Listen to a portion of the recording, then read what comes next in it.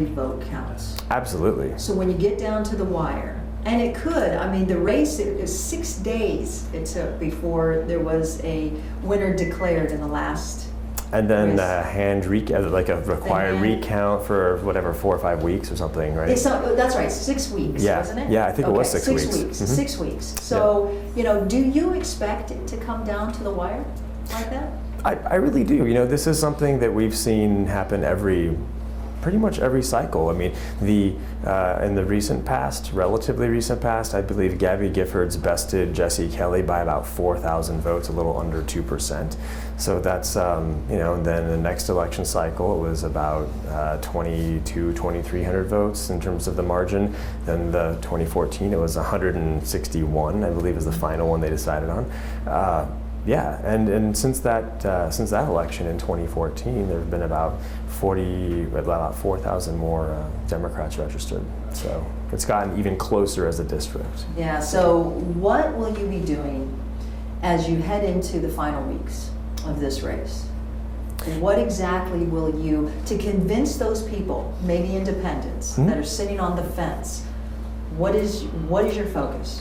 Yeah, I think the focus is on the issues that are affecting people, and indicating, why my background as a practicing physician and why my connection to the community is really one that will allow me to best represent and advocate for people, whether it's with regard to not having enough work or the same type of work they had before the recession, or not having access to health care that they can afford, or whatever the issue is that's affecting them. They know that I'm going to understand it, just because this is what I hear every day when I'm working in the hospital from my patients. And so I can take those issues and concerns with me and advocate in Washington, D.C. in a productive way, like I did in the legislature, working together with people regardless of their partisan background, just working, even when we don't agree on a lot of things, the solutions are possible, and we do that in healthcare all the time. There is a big difference sometimes between state lawmaking, the state legislature versus Congress. For sure. And when you try to cross the aisle, it is awfully difficult. And we've heard that from so many people that have entered into the race. They win, and the first couple of years is incredibly difficult. What can you do? And that is something that McSally had also said, that she is successful in things like that. How do you make sure, what would you do to make sure that from the very start, because you're running against an incumbent, that you will be able to make some accomplishments that, again, it is so difficult to do in Congress? Yeah, for sure. And I think that, coming in with the unique background, I will be one of the very few, in the single digits, I believe, practicing physicians in the entire Congress. And that is an approach that I take to solve problems, and that is one I used in the legislature, and in fact helped to get a bill through to fund low-income women to get cervical and breast cancer treatment and screening. That was not something that just happened in a vacuum. That required a lot of work, bringing people together, working with a lot of different groups. And I think because I already have that experience in the legislature, I know I can do that, and I'm looking forward to doing it, in Washington, D.C. on behalf of my constituents here. What does that look like as far as trying to work with the opposite side? What does that look like? Can you give me an example of success from the state? Well, and I mentioned with regard to working with, in this case, a Republican legislator, Kate Brophy-McGee. We came together when we heard about, and actually Bobby Thayer, who many people now know, was suffering from advanced stage breast cancer, fell off, could not get care through the Well Woman Health Check program. We figured out what was wrong with it, the bureaucratic red tape. We revised it through legislation, and she and I carried that bill together through the House, got it through the Senate, and incorporated into the budget, and $8 million more a year are now available to help women who are suffering from those kinds of illnesses. And that never would have happened without, well, first of all, me hearing from Bobby Thayer and picking up on this really serious illness, and then taking that to Kate Brophy-McGee and working with a Republican colleague from a different part of the state to get this matter taken care of. let's talk about some of your campaign themes that overlap with Sure. McSally. So, and one of them, as you had mentioned, was the economy, jobs. Absolutely. Number So one. what would be different than how McSally would handle this?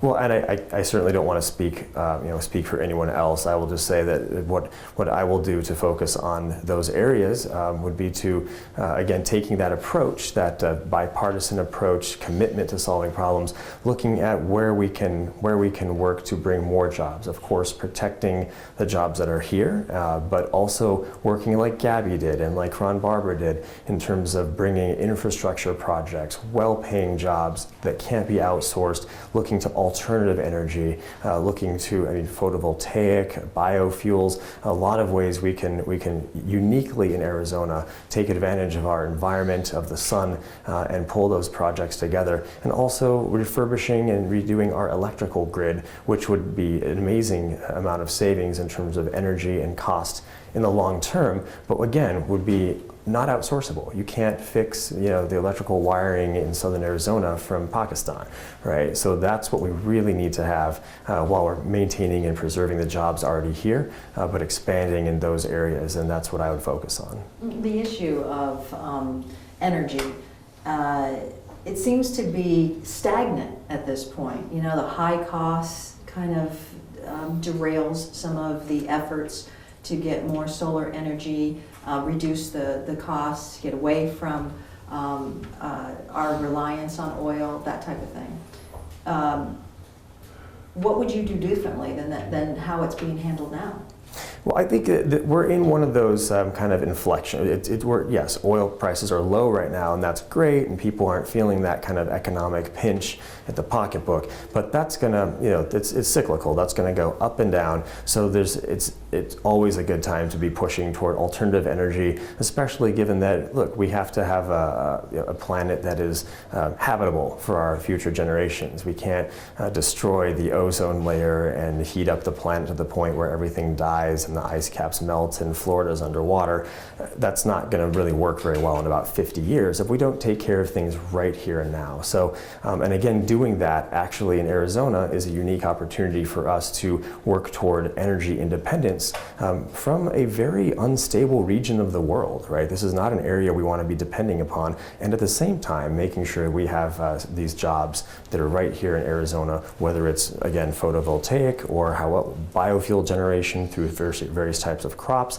There's a lot of ways we can take advantage of it right here and be part of that discussion, not only for the economics, but also for the national security aspect. All right, border issues. I think this is where if somebody's sitting on the fence, they may make their decisions on whether or not they go one direction or the other direction. But because, this is an overlap, the border security or any border issues. What do you want to focus on? What do you want the constituents to know about your side of how you would tackle the border issues? You cannot tackle the border and all of the issues related to the border just by looking at things in a piecemeal fashion, and that is something that I really believe in. And same thing with treating patients. You can't just take care of the heart and ignore the brain, the kidneys, the lungs, the intestine. You have to kind of look at everything as a whole. And so the border is complex. Number one, we have to secure it. We have to know who's going in and out, right? And that I'm mostly concerned with criminal elements, those who are coming over here that mean us harm, and those are the drug dealers, and also guns. Guns move south, money moves north, and of course there's unfortunate human and sex slave trafficking that is still going on. A lot of that is happening right here in the Tucson sector. So focusing on that and making sure that Border Patrol have what they need. And I don't necessarily mean more Border Patrol agents, that might be necessary, but augmenting those we have with the best and the latest technologies that they can use to make sure to kind of expand their ability to detect and prevent folks from coming across that are involved in those types of crimes. But while we're doing all of that, At the same time, we need more of those customs officials. It doesn't help if we improve and expand the port of entries in Douglas or in Nogales if we don't staff them adequately. And that goes to the border economy. And that's extremely important because over 250,000 jobs in Arizona, most of those in southern Arizona, depend directly on our largest trading partner, and that's Sonora, Mexico. It's not New Mexico, it's not California, it's Mexico. And so having more of those customs officials, every one of those brings in some cases, nearly $1 million in economic benefit to the state and to southern Arizona. So we need to make sure those ports of entry are staffed up so we have the safe, free flow of trade and commerce and goods north and south across the border to keep those jobs here. And then the third major, of course, component of the border is looking at just what we do in terms of immigration, and a comprehensive approach would include some pathway to citizenship for those folks that are here and abiding by our laws at this time. And for any folks that aren't, see you later. We have enough criminals here as it is. So folks who are here not lawfully and are committing crimes, we have ways to get those folks deported. It's interesting that what you're saying would resonate with Republicans. Well, I don't know that I'm not speaking specifically to any group. I'm just saying, looking at the Clinton, Bush, and then now Obama administrations, our current administration has actually been very, very hard on on folks who are committing crimes and who are not lawfully here. We are deporting those folks at a record pace, and I agree with that. I think if you're here and abiding by the laws, and grandma just didn't file some paperwork back in the late 80s, no, we shouldn't be having Joe Arpaio style raids and dragging grandma kicking and screaming out of the attic. That's not America. Those folks need to have a pathway, pay taxes, take tests, and come into the fold. And frankly, we welcome taxes, right? We would like to have more people paying taxes to help extend the life of Social Security and Medicare. So for those who are abiding by our laws at this time, welcome, and we'll figure out how to bring you into the family. But for those who aren't, we have enough criminals here. See you later. The issue of veterans and veterans health care specifically. Sure. What would you do? What can you do to help fix the VA issues here as well, or any other veterans issues that you see? So I think, first of all, again, drawing on my experience not only as a physician, but one who I was able to work for 3 years during my training at the VA facility here in Tucson. And that is extremely important because I do know a lot about the inner workings. And while I'm not working there, I understand things in a different way, not just as a physician, but having been in the system that the veterans are working to navigate right now.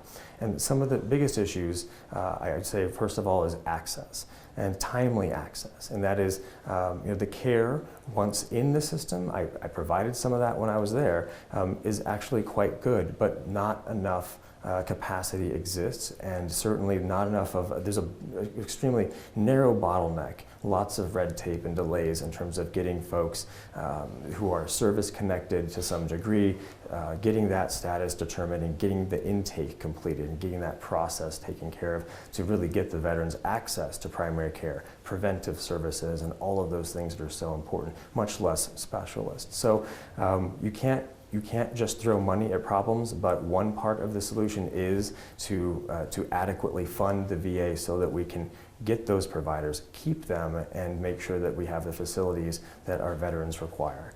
And so where I would definitely disagree with my opponent is, we can't underfund the VA, and I know that she did vote on at least one occasion to inadequately fund the VA compared to what the president and the secretary were asking for. So while again, you can't just throw money at a problem. You certainly cannot starve the VA of funding at a time when they're struggling to get more intake specialists and veterans into the process. And right now we have I know it's about 20 veterans a day that are committing suicide.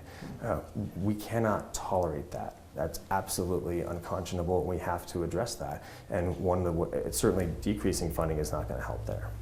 Now, is this a leadership problem as well, overseeing the oversight of the VA, but also we're looking at Congress. Congress is the boss. Yeah, I would say VA. that they hold the purse strings in Congress, and I was pleased to see that at the time Senator John McCain and Senator Bernie Sanders, working on the Senate side, were able to pull together a pretty good compromise to help some of our veterans waiting for care for more than 30 days to go into the community to get access to specialists quicker. But I think that there are some inefficiencies with that program that need to be addressed as well.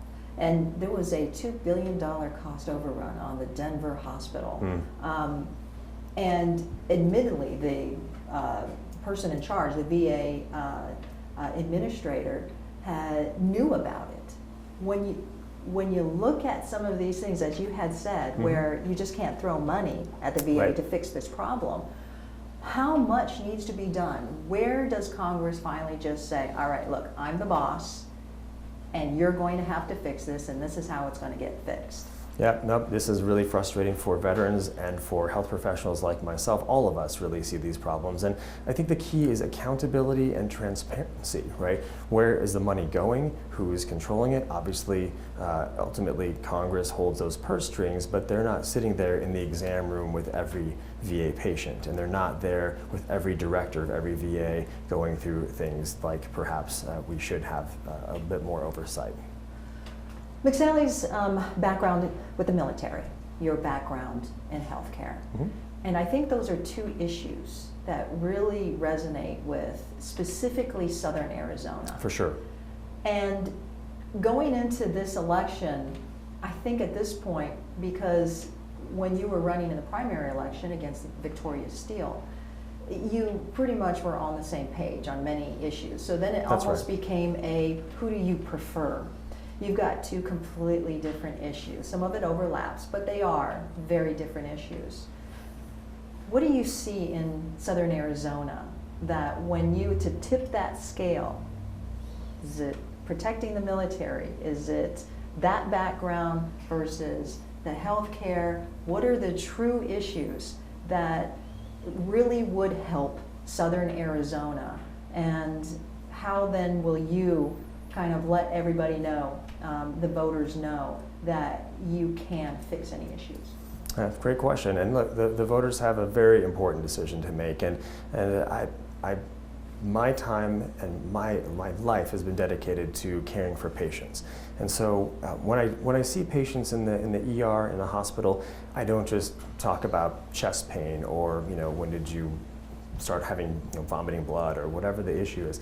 We talk about many things. We listen. That's what we do in healthcare. And so what I think is most important, and this beyond Southern Arizona, for our Congress, from my perspective, for the whole country, having an advocate and a representative that truly understands and has a very close connection to the community. And I don't know of how anyone could have a closer connection than, guiding someone through their stroke and recovery, or telling someone that they're terminally ill and telling them about hospice, or stapling up, some child's scalp because they fell and hit their head on a wall or a table or something like that, and consoling a mom or a dad. That kind of experience, and I've been, throughout my political career, I've never stopped being a practicing physician. Even if it's part-time, I'm always there. I'm always in the community, seeing patients and hearing their frustrations. Who's out of work? Who's 27-year-old sleeping on a sofa in the living room still, who can't get work in their field or in their vocation? And those are the kinds of things we hear in the hospital and in the emergency rooms. And I will take that to Washington, D.C. and advocate based on what I hear and learn, and I will not stop being a physician, ever.